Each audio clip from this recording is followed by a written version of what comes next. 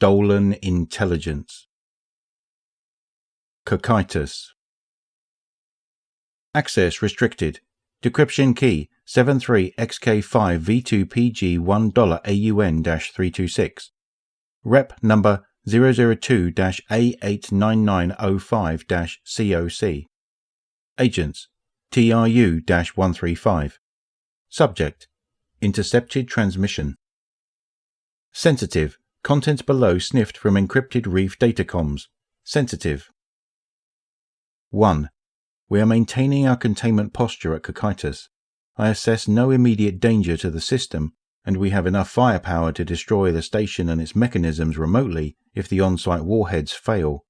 The station remains in the stable heliocentric orbit where it was parked after the destruction of Ceres. 2. I do not ask confirmation of these theories, and in fact I beg you not to address them, but I have reviewed the site records, and the fate of the Sophia's crew after they were herded to Cocytus stinks of hive madness. The Cocytus apertures must, at the time, have opened into a hive manifold associated with Crota.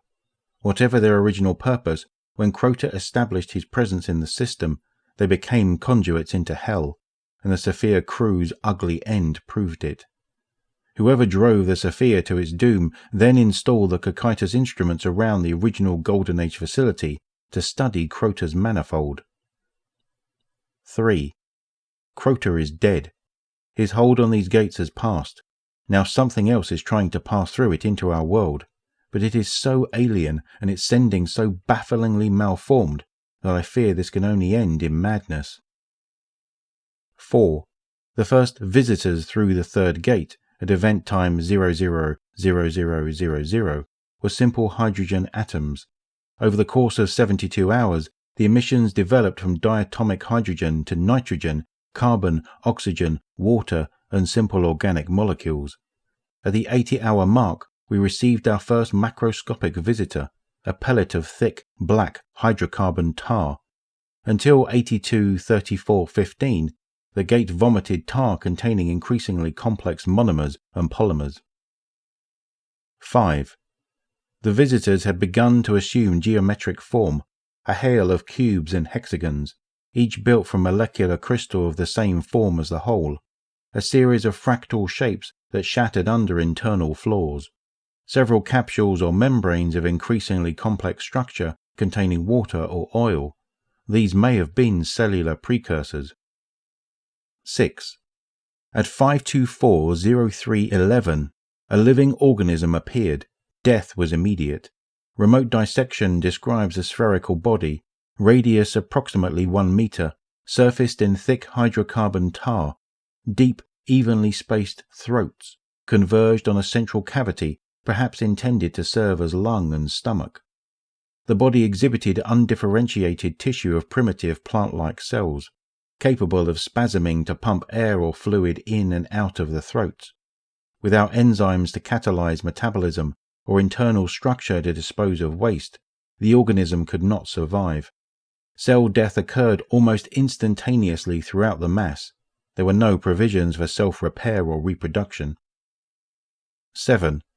At 690-2954, the gate emitted a tubular organism.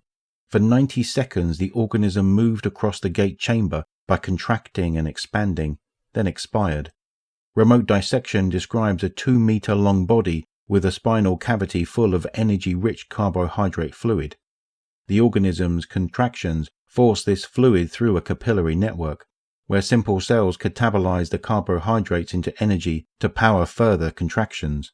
The build-up of heat and waste quickly denatured the enzymes required for metabolism, and the organism died. There were no provisions for self-repair or reproduction. 8. The gate has remained inactive since, barring short emissions of molecules which may be experimental proteins. Remote drones have registered similar ambient molecules within the Hellmouth on Luna, though we have been unable to identify their source. We will maintain the quarantine until otherwise instructed. The overwhelming impression I have is one of learning, of increasing sophistication in the synthesis and arrangement of matter. The atoms in these structures were isotopically pure and impossible to date, but I have the uncomfortable sense that even they were freshly made. 9. Probes and instruments dispatched through the third gate did not return. Annihilation is apparently immediate, and so total that it seems to result from a fundamental failure of the ability to exist rather than any weapon or countermeasure. Yet something does exist on the far side, and it is trying to learn the rules of our world from very first principles. I do not eagerly anticipate its next creation. Sensitive. Contents above sniffed from Reef Data Comms. Sensitive. CF Reports number 3209-3211-Lunar-HEL. Message ends.